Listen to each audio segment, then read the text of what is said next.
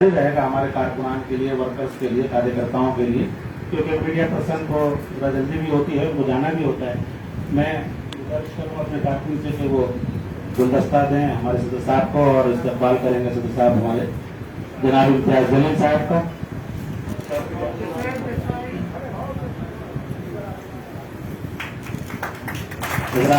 ये हमारे लिए खुशी और मसरत का मकाम है कि आप हमारे दरमियान तशरीफ रखें।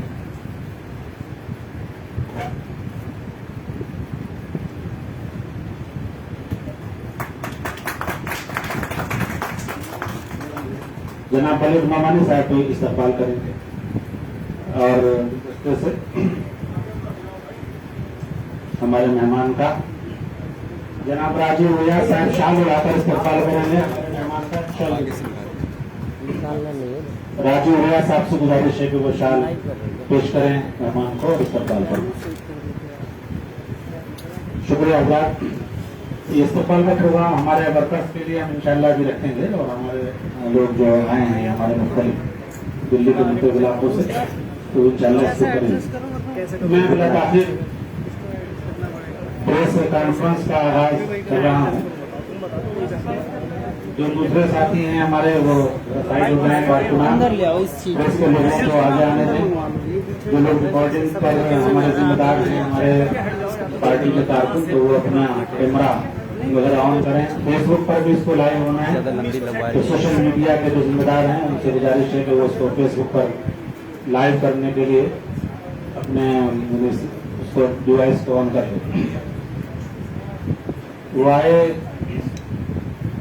वो आए घर में हमारे खुदा की कुदरत है, वो आए घर में हमारे खुदा की कुदरत है, कभी हम उनको कभी अपने घर को देखते हैं। हजरात, प्रेस नोट आपको मिल चुका है और उसमें जो बातें हमने लिखी हैं इंशाल्लाह वो उसके अलावा भी आप बहुत से सवाल कर सकते हैं। कुछ बातें यहाँ होंगी। मैं दिल्ली के सदर जनाब कलीम हफीज साहब से गुजारिश करूंगा कि वो प्रेस कॉन्फ्रेंस का आगाज फरमाएं और अपनी बातें प्रेस के सामने रखें। उसके बाद इंशाल्लाह इम्तियाज जलील साहब हमारे आपको तफसील के साथ प्रेस को मुखातब करें।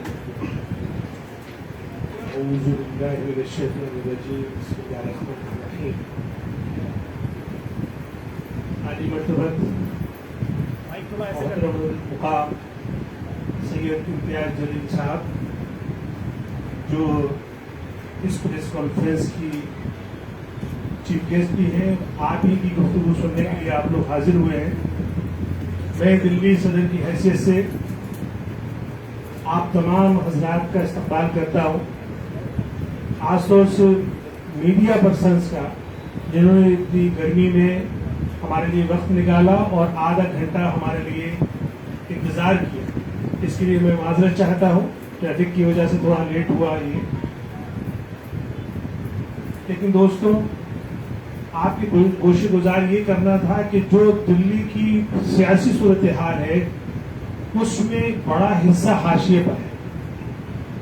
एक अच्छा खासा सियासी खला है और वो सियासी खला इसलिए है कि दिल्ली की आवाम ने कांग्रेस और बीजेपी पे खूब भरोसा किया। जब कांग्रेस और बीजेपी ने दोनों ने उनको रुसवा किया, उनकी उम्मीदों पर जब वो खड़े नहीं उतरे, तो दिल्ली की आवाम ने आम आदमी पार्टी को मौका दिया और न सिर्फ मौका दिया, उनको बहुत भरपूर तरीके से समर्थन दिया और तारीख रकम कर दी। लेकिन हुआ ये कि उन्होंने भी वही किया जो कांग्रेस और बीजेपी करती थी। खासतौर से वो तबकात जो कमजोर थे, मजलूम थे, अल्पसंख्यक थे या दलित थे या गरीब थे या अनथराइज कॉलोनियों में रहते थे, उन तबकों के साथ आम आदमी पार्टी का भी रवैया अच्छा नहीं रहा। जहां तक उनकी नुमाइश का सवाल है तो ये हजरत नुमाइश में कांग्रेस और बीजेपी से भी आगे निकले और इन्होंने बिना काम किए इतने अपने कैलेंडर छपवा दिए, इतनी बातें कर दी कि लोग इनके बातों में आ गए और गुमराह हो गए। लेकिन आप ये देखेंगे कि जब जब इमरजेंसी आई, जब जब इनका इम्तिहान का मौका आया, ये पूरी तरीके से फेल हुए। हालिया जो कोरोना महामारी, यानी दिल्ली जैसा शहर जो इतने बड़े मुल्क हिंदुस्तान की राजधानी है, कैपिटल है, यहाँ पे लोग एम्बुलेंसेस में अपनी जान दे रहे थे, अस्पतालों में जगह नहीं थी और बड़े बड़े अस्पतालों में ऑक्सीजन खत्म हो गई थी। और अगर आप चाहते कि आपका एडमिशन हो जाए तो एडमिशन के लिए बड़ी बड़ी सिफारिशें चाहिए होती थी, फिर भी एडमिशन नहीं हो रहा था। तो पूरी दुनिया ने वो देश की राजधानी का मंजर देखा और केजरीवाल साहब या उनके पार्टी के लोग सिर्फ इल्जाम तराशी में एक दूसरे की दूल्हा कुश्ती में मुलव्विस रहे।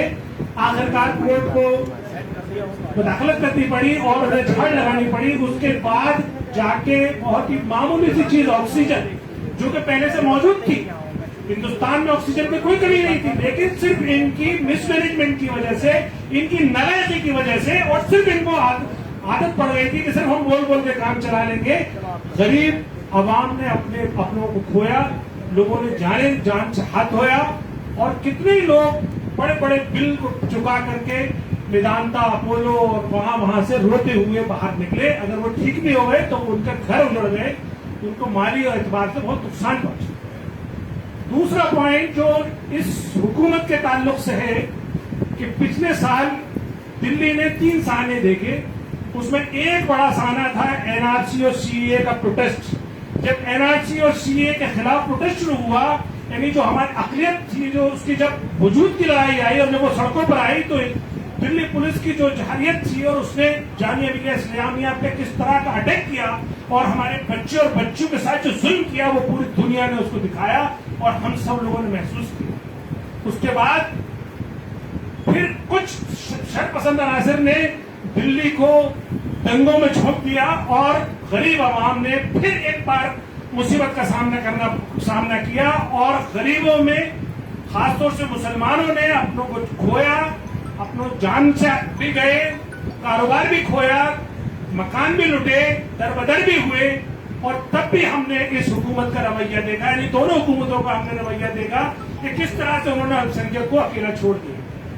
फिर तीसरा मौका आया जब कोरोना आया। कोरोना एक ऐसी बीमारी जिससे पूरी दुनिया परेशान थी, उसमें किसी इंसानियत का या किसी पार्टी का या किसी ग्रोह का कोई रोल नहीं था। वो तो एक ऐसी बीमारी थी जो इंसान से इंसान पे फैल रही थी, लेकिन वहां पे भी ये बेरहम नहीं बख्शे, इन्होंने हमें बख्शा और मीडिया ने उनका साथ दिया।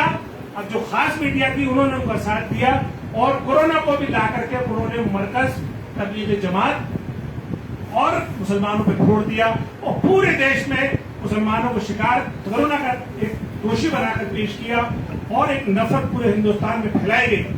उसका अभी आप हालिया दिनों में देख रहे होंगे कि कोर्ट के जो डिसीजन आए हैं और जो जुर्माना लगाया गया है चैनल्स पे, वो ये साबित करता है कि इनकी कितनी बड़ी इन लोगों ने गलती की थी और कितना बड़ा नुकसान पहुंचाया था कि आखिर अथॉरिटीज को इन पर जुर्माना लगाना पड़ा।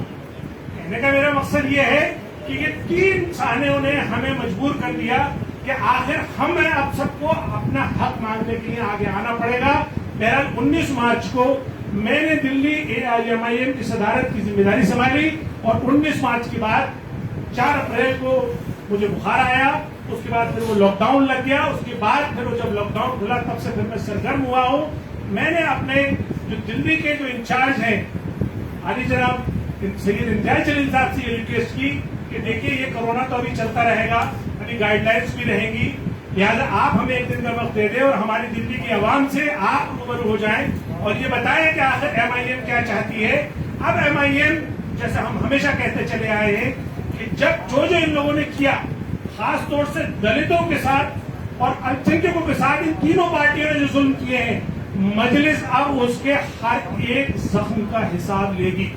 अब मजलिस पूरी तरीके से तैयार है, न सिर्फ वो चुनाव लड़ेगी, न सिर्फ वो अपने इनकी पोल खोलेगी, बल्कि गलियों में आम आवाम तक पहुंचेगी और खास तौर से जो 2 तबके जिनको इन्होंने जानबूझ कर नजरअंदाज किया, जिनका वोट तो लिया लेकिन इन्होंने सारी ताकत अंदर बांट करके अपने आप पास रख ली, वो 2 तबके हैं मुस्लिम और दलित। खास तौर से मैं आप लोगों की तवज्जो दिलाना चाहता हूं कि दिल्ली में इन 2 तबकों को पूरी तरीके से इन्होंने नजरअंदाज किया है। तो आज हमारे स्टेज पे जो मैं तारुफ भी करा दूं, जो लोग यहाँ बैठे हुए हैं, गफ्फार साहब जो हमारे ऑर्गेनाइजेशन सेक्रेटरी और ट्रेजर हैं और साइड में हमारे जनरल सेक्रेटरी बलीग नोमानी साहब हैं और उनके साथ में बहुत ही जाना पहचाना जो अक्सर आप लोग टीवी पे देखते होंगे, आप मुशायरा भी पढ़ते हैं, एक बहुत ही दलितों के बहुत ही एक्टिव एक फाल शख्सियत है राजीव व्यास साहब। वो भी इस बात की निशानी है कि आज हमारे साथ बहुत सारे दलित भाई, बहुत सारे गैर मुस्लिम भाई आज ज्वाइन भी करेंगे। और मैं आप लोगों का वक्त नहीं लूंगा, मगर मैं सिर्फ इतना बता दूं कि अब MIM पूरी तरह से क्यूब्ड है। दिल्ली MCD के जो इलेक्शंस है वो हालिया कोई 6 से 8 महीने दूर है। इन 6 से 8 महीने में हमें तैयारी करनी है। दिल्ली की जो सीटें जहां दलित और मुस्लिम माहौल है, जहां जिसको जीतने में हमें बहुत आसानी है, या हम पूरे और इलेक्शन को मुतासर न करें, उन सीटों को चुनकर हम इस बार इलेक्शन में आ रहे हैं। हमें आप लोगों का साथ चाहिए, खासतौर से मीडिया का साथ चाहिए। हम इतना ही चाहते हैं कि आप लोग हमारे दबे कुचले वर्ग की वो आवाज उठा दें, वो आम आवाम तक पहुंचा दें, या जो हमारे यहाँ से मैसेज जाएगा, जो आज हमारे इम्तियाज जलील साहब जो मैसेज देंगे, वो आम लोगों तक पहुंचा दें। और दिल्ली की जो फिरका वारियत जिस तरह से जहर लोगों ने फैलाया है फिरका वारियत का, अगर इसको फिरका हमाहंगी में लाना है, अगर सद्भावना में लाना है, तो बहुत जरूरी है कि हमें दबे कुचले वर्गों को एक होना होगा, खास तौर से मुस्लिम और दलित को एक होना होगा। और यही एक्सपेरिमेंट आपने औरंगाबाद में दोहराया है, तो औरंगाबाद के MP, MLA या वहाँ के जो लोकल बॉडीज है, उन सब में MIM में ने मुस्लिम और दलित का कॉम्बिनेशन पेश करके बाकायदा एक कामयाब तारीख लिखी है। तो इंशाअल्लाह अब ये तारीख हम दिल्ली में रखेंगे। अब मैं उसी बात के साथ आपसे इजाजत लेता हूँ, और मैं दरख्वास्त करूंगा आली जनाब इम्तियाज जलील साहब से कि वो अब आपके सामने MIM और बैरिस्टर असदुद्दीन ओवैसी साहब के पैगाम को लेके आपसे रूबरू हो। आली जनाब बैरिस्टर आली जनाब सैयद इम्तियाज जलील साहब। जी बहुत बहुत शुक्रिया। मैं Imtiaz Jaleel member of parliament Aurangabad से हूँ। सबसे पहले तो मैं मीडिया वालों से माजरत इस बात के लिए चाहता हूँ कि हाँ, काफी दूर से मुझे पार्लियामेंट हाउस से आना पड़ा था। आज पहली ही मीटिंग थी अर्बन डेवलपमेंट की, जिस कमेटी का मैं स्टैंडिंग कमेटी का मेंबर हूँ, तो बहुत सारे मुद्दे थे और वो वहाँ से निकलते और यहाँ तक पहुँचते थोड़ा सा वक्त लग गया, तो इसके लिए मैं आप लोगों से माजरत चाहता हूँ। जो बातें हम मजलिस इत्तेहादुल मुस्लिमीन की तरफ से करना चाह रहे थे, वो तमाम बातों को हमारे दिल्ली के सदर जनाब कलीमुल्लाह साहब ने आप लोगों को बता दिया है। चूंकि ये प्रेस कॉन्फ्रेंस है, तो मैं चाहूंगा कि जितने भी हमारे लोग पार्टी ज्वाइन करने वाले हैं उनसे मैं बाद में मुखातिब होता हूं। तो पहले जो सवाल आप लोगों के हैं, हम डायरेक्ट उसी से अगर शुरुआत करते हैं कि अगर प्रेस कॉन्फ्रेंस की जो रिवायत होती है, आप लोगों के सवाल दीजिएगा, मैं इंशाल्लाह उसके जवाब देने की कोशिश करूँगा। सर मैं मनोज टंडन चीफ रिपोर्टर अखबार मछली। क्या सर मैं मनोज टंडन चीफ रिपोर्टर अखबार मछली। हाल फिलहाल में मजलिस को जो है पश्चिम बंगाल में नकार दिया गया है, तो ऐसे हालात में दिल्ली के अंदर आप क्या समझते हैं कितनी सफलता हो पाएगी? बहुत अच्छा लगता है कि जब मीडिया वाले हमसे हमारी नाकामियों के बारे में सवाल करते हैं। जहां कामयाब होते हैं उसका जिक्र ही नहीं किया जाता है। हम बिहार में गए थे, बिहार में पहली मरतबा हमें नाकामियां भी मिली थी। उसके बाद जब हमने लगातार 5 साल मेहनत किए, तो हम वहां पर 5 सीटें बिहार के अंदर जीते हैं। ये बात बिल्कुल सही है कि पश्चिम बंगाल के अंदर जितनी ताकत के साथ लड़ना चाहिए था, उतनी ताकत के साथ हम इसलिए नहीं वहां पर लड़ पाए थे। ये पूरे इलेक्शन के दौर के अंदर अगर सबसे ज्यादा कोई गैर जिम्मेदाराना तरीके से वहां पर इलेक्शन लड़े थे, तो वो इज्जतमाब जनाब मोदी साहब थे, अमित शाह साहब थे और भारतीय जनता पार्टी थी, जिन्होंने पूरे देश को, पूरे मुल्क को ये कहा था कि तुम घर में जाकर बैठो, हम लॉकडाउन लगा रहे थे। और वो खुद है तो लाखों की तादाद के अंदर लोगों को सड़कों के ऊपर उतार रहे थे।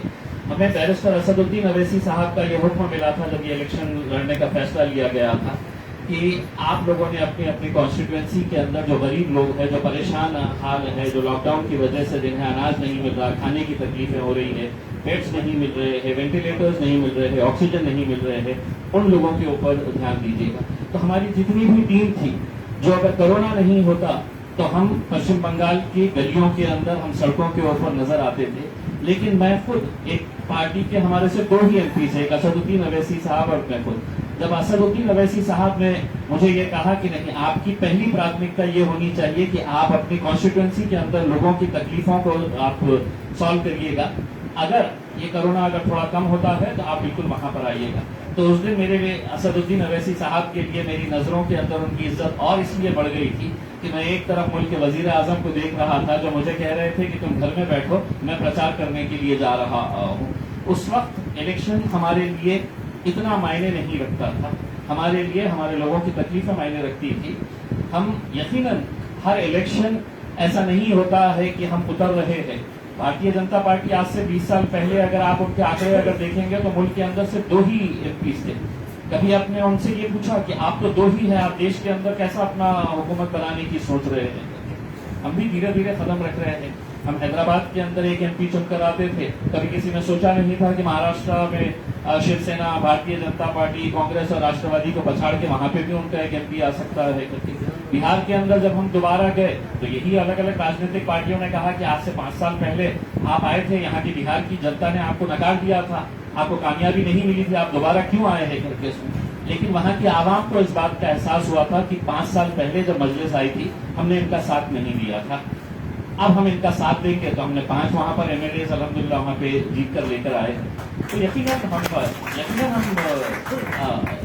कांशीराम का आपको एक बात आपको याद होगी कांशीराम साहब की कि पहला इलेक्शन जो होता है, दूसरा इलेक्शन क्या होता है और तीसरा इलेक्शन जीत के अंदर। तो हम बहुत सारी जगह के ऊपर फर्स्ट और सेकंड कवर कर चुके हैं। अब जहां पर भी जाएंगे तो वो थर्ड से जीतने के लिए जाने वाले हैं।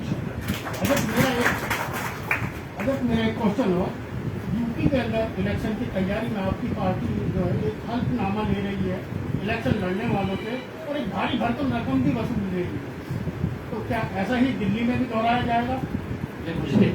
मुझे भारी भरकम कितनी होती है मुझे आप ही बता दें तो जरा बेहतर रहेगा। उसमें भारी भरकम कितनी है?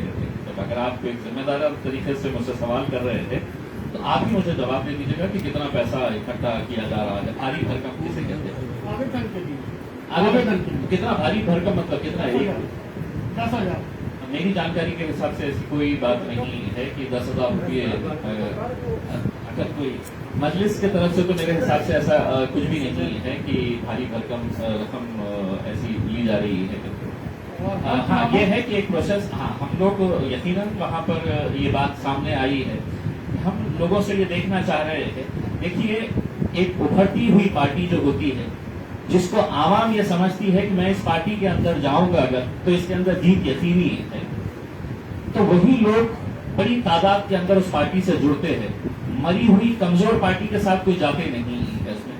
तो एक कामयाब पार्टी की निशानी इसी बात की गवाही देती है कि अगर हम जब मैदान में उतरने की बात करते हैं तो आज कलीमुल्लाह साहब इस बात की गवाही देंगे कि हमारे पास एक एक वार्ड से कई दावेदार हैं। क्यों है ये? इसका सही अगर जवाब अगर ढूंढा जाए तो उसका सही जवाब यही है कि लोगों को लगता है कि अब मजलिस ही एक ऑल्टरनेटिव है, इसलिए हम मजलिस के साथ जोड़ना चाहिए करके। लोग वहां पर जब आते हैं तो कई दफा ऐसा होता है कि ख्वाहिशमंद बहुत सारे लोग होते हैं, लेकिन जैसा किसी को एक टिकट नकारा गया तो दूसरे ही दिन उनका पूरा जज्बा खत्म हो जाता है, फिर वो विरोध में चले जाते हैं। तो हम लोगों को टेस्ट करना चाह रहे हैं कि वाकई में मतलब कितने जज्बे वाले लोग हमारे साथ जुड़ रहे हैं करके। ऐसा नहीं है कि हमने हलफनामा दे दिया है तो कल हम कोर्ट में चले जाएंगे, उनके खिलाफ पुलिस में कंप्लेन कराएंगे करके। हर पार्टी का एक सिस्टम होता है इलेक्शन लड़ने का, हमारी पार्टी ने इस सिस्टम को इख्तियार किया है। दिल्ली के लिए आपके पास क्या प्लान है? जिस इलेक्शन के बारे में आप बात कर रहे हैं एनसीडी का, क्या प्लान है?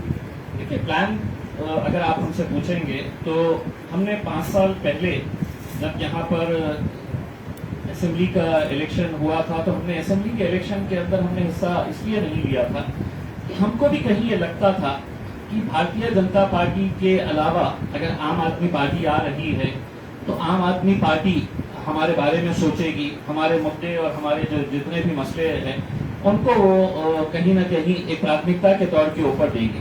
और आप ये बात मानेंगे, आम आदमी पार्टी खुद ये बात माननी चाहिए कि उनकी कामयाबी के अंदर दिल्ली के मुसलमानों का बहुत बड़ा हाथ था, दिल्ली के हमारे दलित भाइयों का बहुत बड़ा हाथ था उनकी कामयाबी के अंदर। लेकिन जब सत्ता में आ गए और हमने भी सोचा कि चलिए हम भी इनको 5 साल आजमा कर देखते हैं, अगर आम आदमी पार्टी हमारे साथ अगर इंसाफ करती तो यकीन मानिए मजलिस को यहाँ पर जगह ही नहीं रहती। लेकिन इन 5 सालों के अंदर, चाहे वो जब हमारे मरकज का मामला आया हो, मौलाना साद साहब के बारे में किस तरह के बयानात दिए गए हैं, उस वक्त आप मुख्यमंत्री है तो इसका मतलब ये नहीं है कि आप भगवान हो गए थे। आप कानून के हिसाब से आपको भी चलना चाहिए।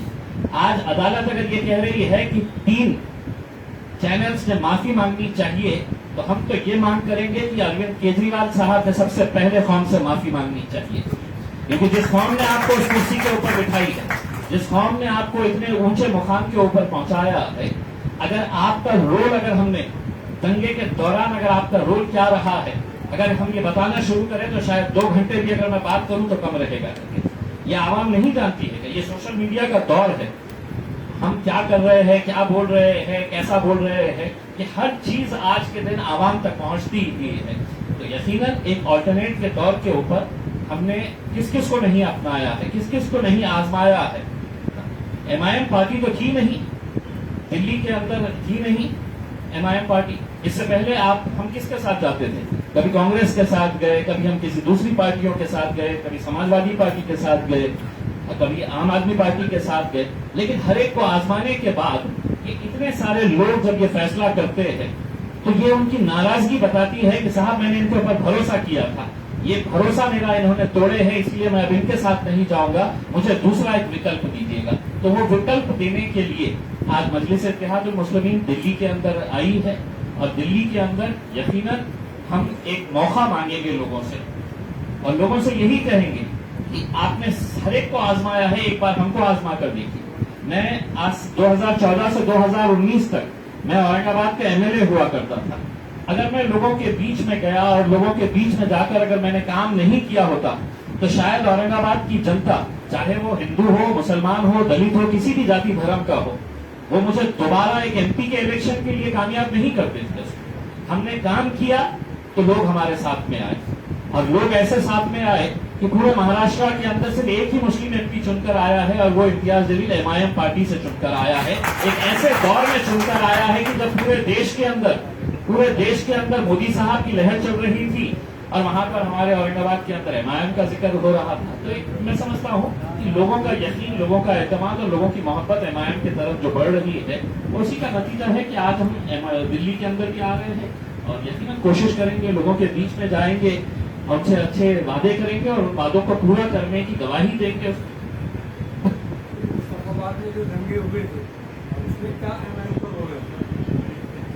जो पीड़ित थे आज भी उनके बच्चे अंदर इतना तो कह सकते हैं कि एमआईएम का दंगा कराने में कोई रोल नहीं है वो इसमें। पीड़ित जो है वो आपसे आस लगाए बैठे हैं, जी, उसके बारे में क्या आप?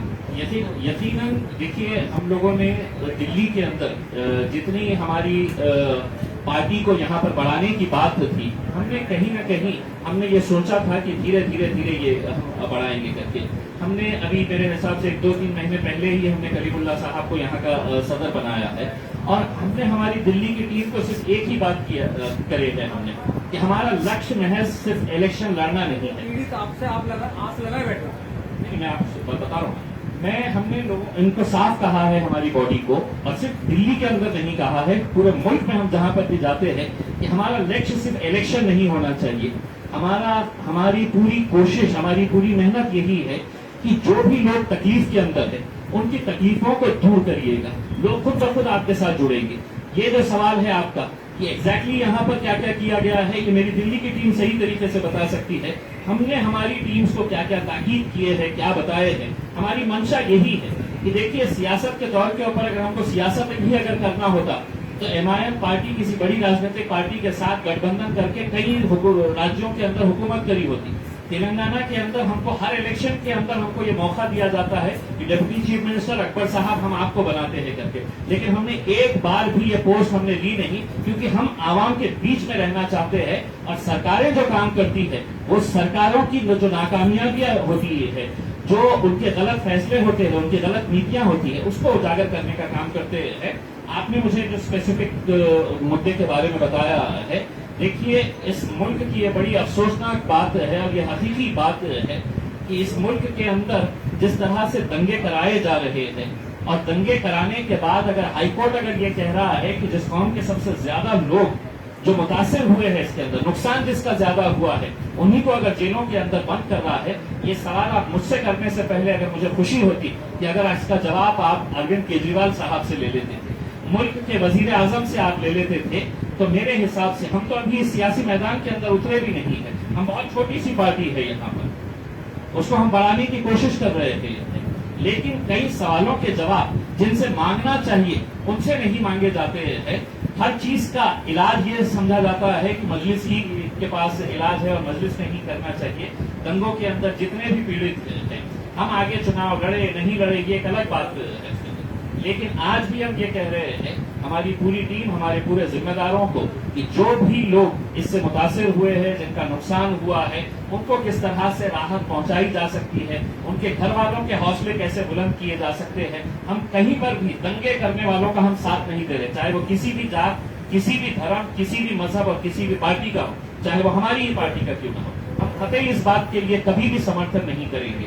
ये मुल्क की खूबसूरती है कि इस मुल्क के अंदर तमाम हिंदू, मुस्लिम, सिख, ईसाई, दलित हम सब साथ में मिलकर रहते हैं, लेकिन जानबूझकर जो दंगे कराए जा रहे हैं और दंगे कराने के बाद जो एजेंसीज का इस्तेमाल किया जा रहा है कि सिर्फ आपको निशाना बनाया जाए, तो कहीं ना कहीं इसके लिए आवाज उठाने की जरूरत है और वो आवाज हम उठाने के लिए यहाँ पर आए हैं।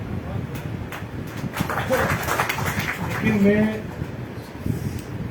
दिल्ली के दंगों के ताल्लुक से बता दूं कि जितनी मदद हम लोगों ने की, खासतौर से हैदराबाद से अलग से पूरा एक जो दंगा चल रहा था तब भी पूरा दवाइयों से लेके सारी किट और पूरी मदद, और कुछ मदद ऐसी है जो हम आपको और भी नहीं बताना चाहते, क्योंकि वो लोग मजबूर होंगे जिनकी हमने मदद की है। इस वक्त भी कम से कम हम 50 लोगों के ऐसे टच में हैं जो जेलों में बंद हैं, बेकसूर हैं, उनकी मदद हम वकीलों की फीस देके कर रहे हैं। कुछ हम पर्सनल कैपेसिटी में कर रहे हैं, कुछ हम मजलिस के प्लेटफॉर्म पे कर रहे हैं। क्योंकि सांसद साहब अभी आए हैं, मैं उनसे जिक्र नहीं कर पाया, सीधा यही ले आया, तो इसलिए मैंने ये बीच में जवाब। अब नेक्स्ट सवाल, एक सवाल ये बेहतर ये रहेगा दिल्ली से ताल्लुक से करेंगे सवाल। जी इलेक्शन के ताल्लुक से सर सवाल ये था कि 2022 में कितनी सीटों पर लड़ेंगे और क्या संभावित पार्टनर्स कौन कौन होंगे, अलायंस किस तरह का होगा? देखिए, अलायंस का फैसला जो है वो हमारी पार्टी के सदर बैरिस्टर असदुद्दीन अवैसी साहब लेंगे, और कितनी सीटें लड़ेंगे वो हमारी दिल्ली यूनिट के ऊपर हम छोड़ेंगे, क्योंकि मेहनत तो यही लोग करने वाले हैं, नतीजे इन्हीं को लेकर आना है, कामयाबी जब मिलेगी तो इन्हीं की पीठ हम थपथपाने वाले हैं। अब तो यहाँ पर इनकी रिपोर्ट के हिसाब से कहाँ कहाँ पर इलेक्शन लड़ना है, इसकी बात है तो हम पूरी तरह से जब पार्टी मुतमईन हो जाएगी तो वो नंबर्स के ऊपर हम पहुंचेंगे। लेकिन एक ये है कि जो जज्बा रखने वाले लोग हैं, जो खिदमत करने वाले लोग हैं, उनको तरजीह दी जाएगी कि ऐसा नहीं है कि मैं चुनकर आ गया हूं और चुनकर आकर मैं बैठ गया हूं और सिर्फ बाकी सिर्फ पैसा कमाने का काम करने का है, अब चुनकर आ गए हैं। तो ऐसे इस तरह के कैंडिडेट्स को हम कभी एंटरटेन नहीं करेंगे। तो हो लेकिन ईमानदार हो, अच्छे हो, जज्बा रखने वाले हो, ऐसे लोगों को तरजीह देंगे। सर कोई भी ऐसी माइक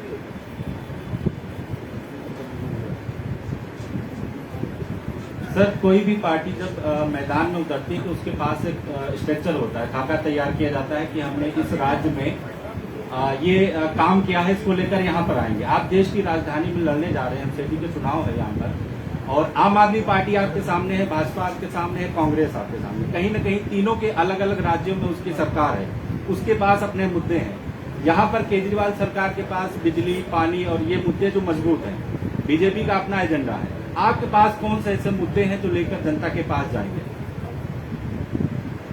देखिए साहब, अगर मैं मुसलमानों की बात करूं, इस मुल्क के मुसलमानों की बात करूं, तो इन्हें ताजमहल नहीं चाहिए। इनकी ख्वाहिशें जो है वो बहुत बड़ी बड़ी ख्वाहिशें नहीं होती है। इस कौम की सिर्फ यही मांग होती है कि मेरा बच्चा अच्छी तालीम हासिल कर ले, हमारी जो रोज़ की ज़रूरियात है वो हमें किसी तरह से मिल जाए। ऐसा नहीं है कि आपने कहा है कि यहाँ पर दिल्ली के अंदर है तो बिजली और ये है, यानी कि यहाँ सिर्फ दिल्ली के अंदर है तो मुसलमान जी रहा है, ऐसा नहीं है, मुल्क के दूसरे हिस्सों के अंदर भी जी रहा है। अगर हमारे पास कोई एक मिशन नहीं रहा, हमारे पास आज के दिन सबसे ज्यादा लोगों के अंदर, खासतौर से मैं मुसलमानों के और दलितों के बारे में ये कहना चाहूंगा कि एक तरह का जो डिप्रेशन का एक माहौल आ गया है। हम जब देख रहे हैं कि हमारी आंखों के सामने नौजवानों का कत्ल किया जा रहा है, मॉब लिंचिंग हो रही है, और इसके बारे में कोई जिक्र नहीं करने वाला है, कोई बोलने वाला नहीं है। हमने देखा है कि इलेक्शन के वक्त में अक्सर लोग ये कहते हैं कि नहीं मैं तो सेक्युलर पार्टी के साथ जाने वाला हूँ। इलेक्शन के हद तक ये इनको बहुत अपना सर के ऊपर उठाते रहे, लेकिन 5 साल जब आपको इनकी जरूरत होती है, जब कहीं दंगे होते हैं, जब मॉब लिंचिंग होती है, जब नाइंसाफियां होती है, तब ये लोग खामोश बैठ जाते हैं और पूरी कौम ये उम्मीद करती है कि नहीं असदुद्दीन अवैसी ने क्या बोले हैं, असदुद्दीन अवैसी ने बोलना चाहिए इस मुद्दे के ऊपर। तो यानी कि अब लोगों को भी ये बात समझ में आ रही है कि साहब हमारी जरूरत जो है, हमारी सेफ्टी, हमारी सिक्योरिटी, और हमें जो एजेंसीज के जरिए जो सरकारें हैं, चाहे वो राज्य सरकार हो, केंद्र सरकार हो, जो एजेंसीज का गलत इस्तेमाल करके हम लोगों को एक निशाना बना रही है, टारगेट कर रही है, और सिर्फ एक आम लोगों की बात नहीं कर रहा हूं साहब। जब हमने यहाँ पर देखे हैं तबलीगी जमात के जो इतने बड़े हमारे ओहदे के ऊपर बैठे हुए उन लोगों को निशाना बनाया गया, उस वक्त किसी ने ये उनके हक में बात नहीं की है। कोरोना जैसा कलीम साहब ने बताया है कि उसने जात, धर्म और मजहब देखकर अटैक नहीं किया था, उसने राज्य देखकर अटैक नहीं किया था, लेकिन एक ऐसा माहौल तैयार कर दिया गया था कि इस मुल्क के अंदर कोरोना अगर फैला है तो सिर्फ इन लोगों की वजह से फैला है। मुझे ये बताते हुए खुशी हो रही है कि तबलीग का काम अगर सबसे ज्यादा अगर किसी ने किया है तो कश्मीर से लेकर कन्याकुमारी तक जब लोग सड़कों के ऊपर निकले, नौजवानों ने ये नहीं देखा कि इसकी जात क्या है, इसका धर्म क्या है, ट्रेनें रुकाई, बस रुकाया और कहा कि ये हमारी तरफ से खाना लेकर जाओ, ये पानी हमारी तरफ से लेकर जाओ, हमारी तरफ से मदद हम ये पहुंचा रहे हैं। वो काम जो उन्होंने किया है, मेरे हिसाब से आज कई सारे ऐसे हमारे हिंदू भाई हैं जिनको ये लगा कि कुछ महीने पहले तक या 1.5 साल पहले जब ये कोरोना आया तो मुझे ये बताया जा रहा था कि ये कोरोना तो इसकी वजह से आया है, ये टोपी वाले और ये दाढ़ी वाले की वजह से कोरोना फैला है। लेकिन यही टोपी वाला और यही दाढ़ी वाला था जो रोड के ऊपर रुकाकर मुझे है तो खाना दे रहा था, मुझे पानी दे रहा था, मुझे अपने घर के अंदर आसरा दे रहा था। तो आज वक्त को और मुल्क को ऐसे लोगों की, ऐसी पार्टीज की जरूरत है जो बुरे वक्त के अंदर उनके साथ खड़े रहे। अच्छे वक्त में तो बहुत सारे आएंगे, अभी भी इलेक्शन जैसे ही आएगा तो बड़े बड़े पेंडॉल सजाए जाएंगे, उसके अंदर बड़ी बड़ी बातें की जाएगी, और मुसलमानों की सियासत जो है आज तक मैं यही समझते आया हूँ, और बहुत सारे मीडिया वाले भी इस बात से इत्तेफाक रखेंगे कि हमें खुश कैसे किया जाता है। हमें खुश इस तरह से किया जाता है कि रमजान का महीना आया है तो केजरीवाल साहब है तो इफ्तारी के प्रोग्राम में आते हैं, उनको एक दाढ़ी वाले मौलाना साहब है तो टोपी पहनाते हैं, फोटोज खींचे जाते हैं उसके अंदर, फिर एक साहब उठ के आते हैं उनको खजूर खिलाते हैं। ये है तो इनका सेक्युलरिज्म हो गया है। यही काम जो है वो शरद पवार साहब महाराष्ट्र के अंदर करते हैं, वो अशोक चौहान साहब करते हैं, वो मुलायम सिंह यादव साहब करते हैं। इनका सेक्युलरिज्म यही है कि रमजान के महीने में आओ, ऐसे टोपी पहन लो और दूसरे दिन अखबार के अंदर फोटो छप जाती है। लेकिन यही लोग क्या आपके बुरे वक्त के अंदर आपके साथ खड़े रहते हैं कि आपको आपकी जवाबदेही, उनकी जवाबदेही नहीं बनती है कि दंगों के दौरान इस तरह के पीरियड के अंदर जब मुश्किलात आती है कौम के ऊपर, तब उनके लिए खड़े रहना चाहिए? नहीं। सर आप 2 बार एमपी बने, आपने जैसा जिक्र किया कि मैंने 2 बार एमपी बना, लेकिन आपने ये जिक्र नहीं किया कि मैंने बना या 1 बार बना। आपने कहा कि मुसलमानों को जो है मौका दिया गया। फिर जिस तरह से दिल्ली में जब चर्चा किया गया आपको एमसीडी को लेकर, फिर आपने यहाँ अपनी पार्टी का जिक्र नहीं किया, आपने मुसलमानों का जिक्र किया कि मुसलमानों को नजरअंदाज किया जाए। तो क्या समझा, ये समझा जाए कि AIMIM जो है क्या वो मुसलमानों की पार्टी है सिर्फ? देखिए, मेरे पास जब नगर निगम के चुनाव हुए तो हमने 26 कॉर्पोरेटर्स पहले ही इलेक्शन के टाइम के ऊपर हमने चुन कर लिया। पहला ही इलेक्शन हम लड़ रहे थे और उस वक्त तमाम राजनीतिक पार्टियों ने यही हमारे ऊपर इल्जाम लगाया था कि हम जो है उससे मुसलमानों की बात करते हैं। उन 26 के अंदर 6 कॉर्पोरेटर्स ऐसे थे जो मेरे 5 दलित भाई थे और एक हिंदू बहन थी जो उन 26 के अंदर चुन कर आए थे। मुसलमानों को तवज्जो देने का क्या मकसद है? देखिए, हाँ, मैं आपने बहुत सही सवाल उठाया है। हमने इतने सालों तक आपकी चौखट पे क्यों नहीं आए, हम दिल्ली में क्यों नहीं आए हैं? आज 50 सालों से मजलिस इत्तेहादुल मुस्लिमीन की पार्टी है, हैदराबाद के अंदर हम इलेक्शन लड़ते हैं, हम आपके पास क्यों नहीं आए?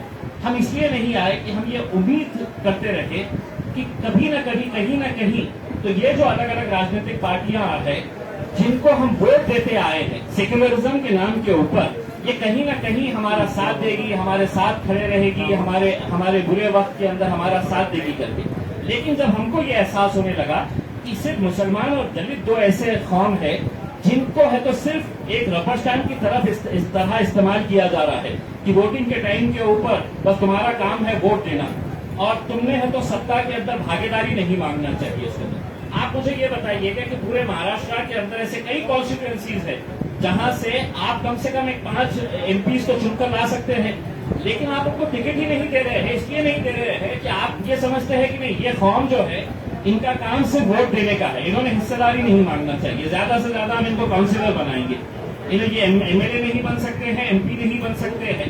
जब हम लड़े तो हम जीते, इसीलिए अब हम यहाँ पर आए हैं, लड़ेंगे और इंशाल्लाह जीतेंगे।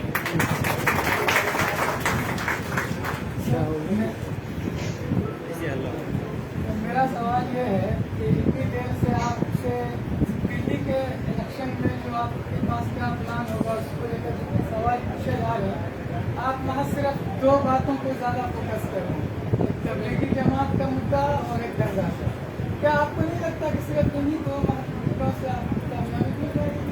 जी बिल्कुल नहीं मिलेगी। मैं खुद की बात मैं खुद ये बात मानता हूँ। मैं अक्सर ये बात अक्सर बहुत सारे जलसों के अंदर करता हूँ कि हर शहर के अंदर 2 शहर बसते हैं। एक वो शहर होता है जहाँ पर आप रहते हैं, एक वो शहर है जहाँ पर वली नवानी साहब रहते हैं। इन शहरों के अंदर फर्क क्यों आ रहा है इस देश के अंदर? मुझे ये बताइएगा कि राजीव साहब जहाँ पे जिस इलाके के अंदर रहते हैं उस इलाके की हालत कैसी होती है, और आप जिस इलाके के अंदर रहते हैं वहाँ की हालत कैसी रहती है? ये भेदभाव क्यों किया जा रहा है? अगर संविधान ने हर एक को अधिकार दिया है, इस मुल्क के अंदर इक्वल राइट्स दिए हैं, तो हमारी बस्तियों के अंदर हमको पानी के लिए क्यों तरसना पड़ता है? हमें बिजली, हमारी सड़क, हमारे इलाकों के अंदर गंदगी क्यों नजर आती है? हमारे इलाकों के अंदर पुलिस स्टेशन ज्यादा क्यों नजर आते हैं, स्कूल और कॉलेजेस कम नजर आते हैं? ये क्या वजह है? ये कहीं ना कहीं तो कुछ नाइंसाफियां है। यही मुद्दों को लेकर हम आगे आ रहे हैं। हम अपने तौर के ऊपर जितनी सीटें लेकर आएंगे, हमारी मकसद यही रहेगा कि उन इलाकों की तरक्की हम कर सके, और जहां तक हमारा जो रोड मैप रहेगा इसके लिए हम यकीनन एक सेपरेट प्रेस कॉन्फ्रेंस लेंगे। कलीमुल्लाह साहब अपने तौर के ऊपर दिल्ली के लिए क्या प्लान्स बना रहे हैं, मैं चाहूंगा कि इसके ऊपर उन्होंने भी इसके ऊपर तवज्जो दें। मैं आपको बता दूं कि आम आदमी पार्टी का 2014 में road map for Indian Muslims मैंने बनाया। मैंने उनको भी ये सारे रोड मैप दिए थे कि आपको काम क्या क्या करना है। उसके बाद 23 फरवरी 2019 को इसी हॉल में, इसी स्टेज पे मुख्यमंत्री को बुला के, और फिर उसके 2 महीने बाद उप मुख्यमंत्री को बुला के दिल्ली का मैंने प्लान दिया था उनको। और मैंने उनको क्या प्लान दिया था कि जिस तरह से मजलिस हैदराबाद में काम कर रही है, और जिस काम की आप अपनी पीठ ठोकते हो, यानी कि तालीम की, आप वो वाला मॉडल यहाँ लाइए। वो मॉडल ये है कि जिस तरह से उन्होंने 250 स्कूल गरीबों के लिए फ्री रहना, फ्री खाना, फ्री पढ़ने के एतबार से किराए की बिल्डिंग में लेके बनाए हैं, आप दिल्ली में बनाइए। दोनों ने, मुख्यमंत्री ने, उप मुख्यमंत्री ने हाँ की। मैं आपको वीडियो भी रिलीज करूंगा उसकी। और हाँ करने के बाद वो दिल्ली वक्फ बोर्ड के चेयरमैन यहाँ मौजूद थे अमानतुल्लाह खान साहब, उनसे कहा कि आप कमेटी बनाइए। उन्होंने एक दिल्ली एजुकेशन कमेटी बनाई, उसका मैं सेक्रेटरी हूँ आज भी उस कमेटी का कन्वीनर मैं ही हूँ। मैंने उस मीटिंग में बुला करके इस 250 स्कूल के लिए पायलट प्रोजेक्ट के तौर पे 17 स्कूलों को हमने फाइनल किया। अगर आप सबने देखा होगा तो उसका एडवर्टाइजमेंट आया अखबार में कि हमें किराए की बिल्डिंग चाहिए। हमने 600 टीचर पे इंटरव्यू लिए जिनको फाइनल किया। 6000 में से 600 को फाइनल किया, 17 प्रिंसिपल को फाइनल किया, एक डिप्टी डायरेक्टर अपॉइंट किया, जो दुबई से बुलाया लेडी को, डॉक्टर हलीमा सादिया को, उनको अपॉइंट किया, और वो काम बीच में रोक दिया गया। मैं बताना सिर्फ ये चाह रहा हूँ कि मेरी सियासत में आने का वजह ही सिर्फ यही है कि ये जो झूठे वादे करते हैं, अब हम जो करेंगे, हम आपको बता रहे हैं। सबसे पहले तो हमारा मुद्दा ये होगा कि इस सरकार से जो इसने वादे करे हैं हमसे कि हम गरीबों के इलाके में स्कूल बनाएंगे, और वो क्यों बनाएंगे? मैंने उनको कहा था कि जितने आपकी स्कीम है एजुकेशन की, वो सब मौजूदा स्कूलों में है, और मौजूदा स्कूल अनथराइज कॉलोनी में है नहीं।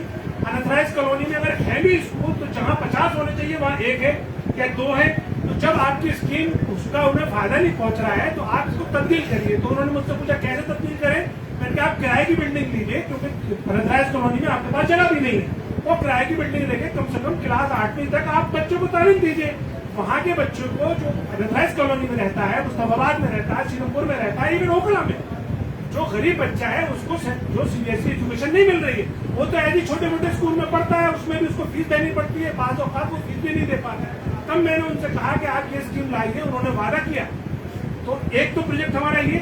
दूसरा प्रोजेक्ट मैंने उनसे कहा ये जो आपकी मोहल्ला क्लिनिक है इसके साथ भी वही हो रहा है कि आपके उन इलाकों में तो मोहल्ला क्लिनिक कामयाब है जहां आपके ठेकेदार मौजूद हैं और वो जगह दे देते हैं और आपकी साठगांठ हो जाती है। लेकिन जहां नथराइज एरिया है, जहां जहां जो हमारे ऐसे गरीब इलाके हैं जहां दलित और मुसलमानों की बस्तियां हैं, वहां पे नहीं है। आप मुस्तफाबाद का स्कूल भी जाके देखिए, मुस्तफाबाद की मोहल्ला क्लिनिक्स भी आप जाके देखिए क्या हाल है। तो दो तो बेसिक चीजें सेहत और तालीम, उसके अलावा जो एमसीडी के चुनाव में जाएंगे तो किस तरह का नजरअंदाज किया जा रहा है। आपका ओखला जो हिंदुस्तान में मेरे ख्याल सबसे ज्यादा पढ़े लिखों की आबादी है, यहाँ भी गंदगी का रिकॉर्ड है। तो ये एमसीडी का काम है। तो जो एमसीडी के बेसिक काम है कि वो सफाई हो, सेहत के एतबार से, खासतौर से जब डेंगू फैलता है तो सबसे ज्यादा मुस्लिम इलाकों में फैलता है। तो ये जो नजरअंदाज करती है ये पार्टियां, और ये पार्टियों तो हमारी आवाज ही नहीं पहुंचती। तो इसलिए जब हम चुन कर आएंगे और ऐवानों में जाएंगे तब हम इनको मजबूर करेंगे। और देखिए 2-3 महीने में ही हम जो मुस्लिम खासतौर से अकलियत से रिलेटेड जितने इदारे हैं उनकी जो पोल खोल रहे हैं। अभी हमने दिल्ली उर्दू अकेडमी के बारे में बताया कि क्या क्या 2 साल का बजट नहीं दिया गया, 27 वैकेंसियों खाली है, इन्होंने नहीं भरी। वहां पे 2 साल के उर्दू के प्रोग्राम नहीं हो रहे हैं। जो ऑटो ड्राइवर्स और मजदूरों का ख्याल है, आपको उनका शोरा का ख्याल क्यों नहीं है? बहुत सारे शोरा हजरात हमारे ऐसे हैं जो सिर्फ उर्दू के प्रोग्राम पे और मुशायरों पे डिपेंड है। तो इस तरह के पूरी लंबी फहरिस्त है। मैं चूंकि दिल्ली की जिम्मेदारी मुझे दी है और मैं इम्तियाज जलील साहब से कि अंडर में और बैरिस्टर साहब की हिदायत लेके इंशाअल्लाह आपके बीच में आऊंगा। बिल्कुल परवाह मत करिए। मुद्दे तो इतने मुद्दे हैं कि 10 केजरीवाल आएंगे तब जाकर पूरा कर पाएंगे। ऐसा कुछ नहीं है, तो कोई बताने वाला नहीं आया। हम हमेशा बेवकूफ बनते रहे। जब मैं पहली बार मिलने गया था अरविंद केजरीवाल से, तो अरविंद केजरीवाल साहब ने एक बात कही थी मुझसे कि भाई मुसलमान बातें खुद करता है, लिख के नहीं लाता कुछ भी, उसे पता ही नहीं है कुछ भी। मैंने कहा आप बेफिक्र रहिए, मैं लाऊंगा। मैं लिख कर लेकर आया 2014 में गालिब इंस्टीट्यूट में कुरान के 7 मुद्दों को रोड मैप मैंने पेश किया, कुरान शरीफ के 7। उन्होंने बाकायदा वही टोपी लगाई, इतनी बड़ी वाली, वो भी फोटो मेरे पास है, तो वो बड़ी वाली फर वाली। सवाल क्या है, देखिए ये लोग जो हमें बेवकूफ बना रहे हैं, आप बिल्कुल परवाह मत करिए। हमारे पास रास्ता है।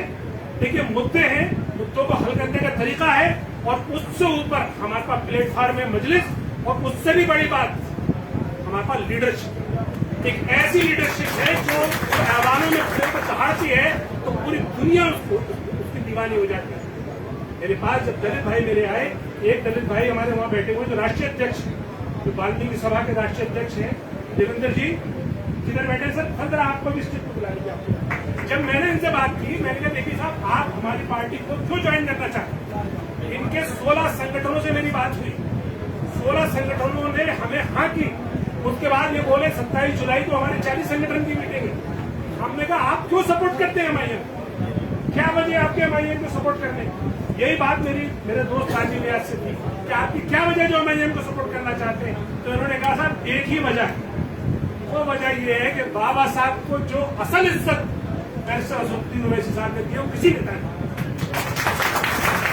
जितने अच्छे अंदाज में बैरिस्टर असदुद्दीन ओवैसी को उन्होंने पार्लियामेंट में और जनमानस में खासतौर से उन मनुवादियों की आंख में आंख डाल के जो एहसास कराया है कि देखिए हिंदुस्तान की रूह, इसकी जमहूरियत और जमहूरियत की जान, इसका संविधान और संविधान का निर्माता बाबा साहब। तो बाबा साहब के अगर तुम नहीं होगे तुम किसके हो? तुम इसका मतलब हमेशा छलावा करते चले आए हो, तो उनमें इस्तराब है, बेचैनी है।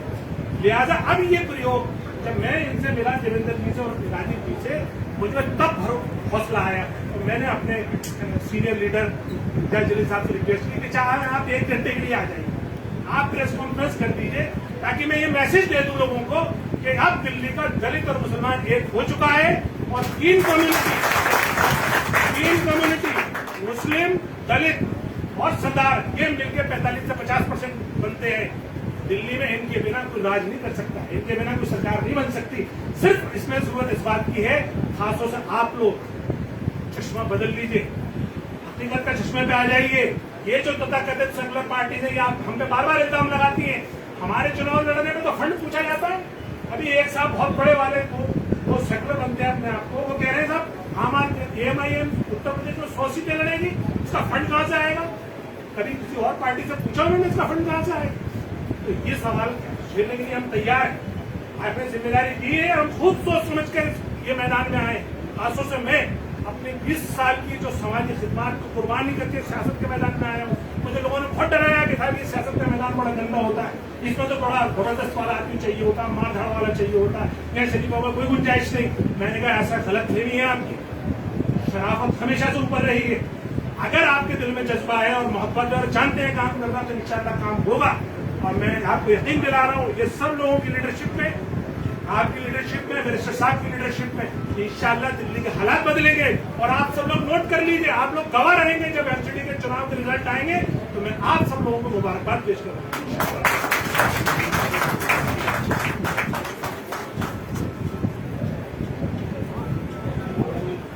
सवाल हो तो कर ले, वक्त इधर हमारा ज्यादा हो गया है। अभी हमारे वर्कर्स का भी प्रोग्राम होगा, बहुत जरूरी कोई सवाल हो तो ले जाए, वरना बाइट। अगर आप लोग बाइट लेना चाहें तो अभी सर हमारे वहाँ खड़े हो जाएंगे, आप वहाँ बाइट ले लीजिएगा। फिर उसके बाद हम 10 मिनट के ब्रेक के बाद दूसरा प्रोग्राम शुरू करेंगे। 10 मिनट का बहुत ब्रेक, शुक्रिया, बाइट ले। बहुत शुक्रिया आप लोग।